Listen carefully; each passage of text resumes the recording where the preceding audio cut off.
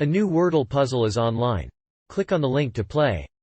Listening to the following video may give you clues. Please like and share the videos. How soon could U.S. states outlaw abortions if Roe v. Wade is upheld? According to the Guttmacher Institute, 26 U.S. states are planning to ban abortion. Of those, 9 already have pre-Roe bans, while 13 have trigger bans. North Carolina has a pre-Roe ban, though it's unclear whether the state will implement it in a timely manner. The institute has outlined a few other reasons why abortions could become illegal without Roe v. Wade. Defending the right to abortion in the United States. Defending the right to abortion in the US if Roe v. Wade is upheld is a challenge to the constitutionality of laws prohibiting abortion.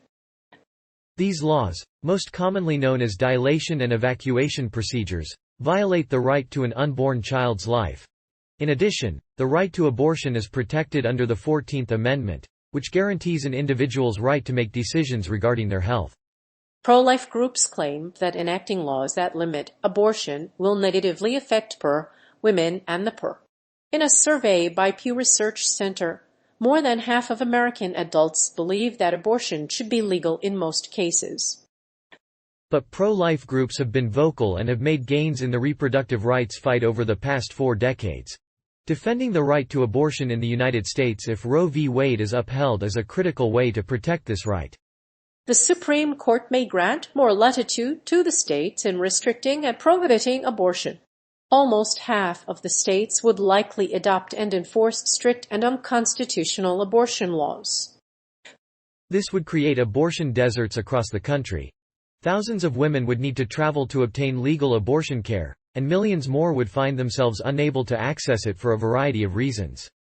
Even if Roe is upheld, defending the right to abortion in the United States is a critical issue that requires a vigorous effort from the Supreme Court's decision has no constitutional foundation. It mentions specific Fourth Amendment rights related to privacy and freedom from unreasonable searches and seizures. But the decision fails to make the connection between abortion and these rights. It is a fundamental right to women, and that right extends to everyone, regardless of race, gender, or ethnicity. Defending the right to abortion in the United States if Roe v. Wade is upheld would be a critical issue. The ruling is not the only issue in defending the right to abortion in the United States. Many states have restrictions on access to the procedure. Some require a judge or parental involvement to perform an abortion. Others require waiting periods between abortion clinic visits. These restrictions are particularly burdensome for women of low income. The pro-choice movement claims that these restrictions have a negative impact on poor women. While the Supreme Court's decision is not yet final, a leaked draft of the upcoming decision suggests that the court is on the verge of overturning Roe v. Wade, which established the constitutional right to abortion in the US. During the first trimester, however, the new laws must not pose an undue burden on women, as they are subject to a challenge. Further, new regulations must also not be imposed without proving that these regulations are harmful to the rights of women, limiting access to abortion care in low-income areas. While Roe v. Wade allows any woman to choose an abortion, some states are more tolerant than others, and some states may restrict access even if the case is not decided yet. A recent study has found that only 3 states have implemented laws that limit access to abortion. While the United States has a strong reproductive rights tradition, more than half of the world's women are poor, and long-distance travel may prove too difficult for most women. Furthermore, states in low-income areas are more likely to ban abortion services, with many in the South, Midwest, and Great Plains. If Roe is upheld, certain states could align with countries that impose stricter restrictions on abortion, which would exacerbate the problem for these women. Fortunately, the ACLU has succeeded in forestalling funding bans in several key states, and more than 40% of Medicaid-eligible women receive abortion coverage. However, the chances of an enshrined ruling in Roe v. Wade are bleak. This situation is exacerbated by the fact that many states currently require parental consent before providing abortion services. The report offers solutions to these issues, including civic engagement and funding for reproductive health services. To ensure access to abortion services, local law enforcement agencies and hospitals should be encouraged to support the bill as an essential medical service. Further, the report includes a glossary of terms related to abortion care. All of the laws cited are currently in effect or enacted in 2019.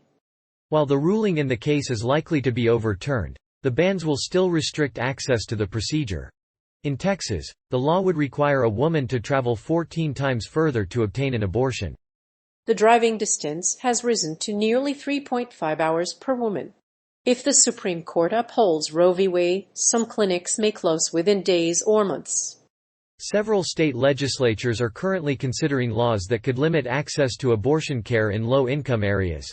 These include bills that would prohibit Medicaid funding for abortion, as well as Hyde amendments that prohibit federal money for abortion. The Hyde Amendment is a federal health care law that has been around since 1976. This law only makes exceptions for women who have had rape, incest, or have had an unplanned pregnancy. The Supreme Court's draft opinion on abortion could result in the end of the constitutional right to access an unplanned pregnancy.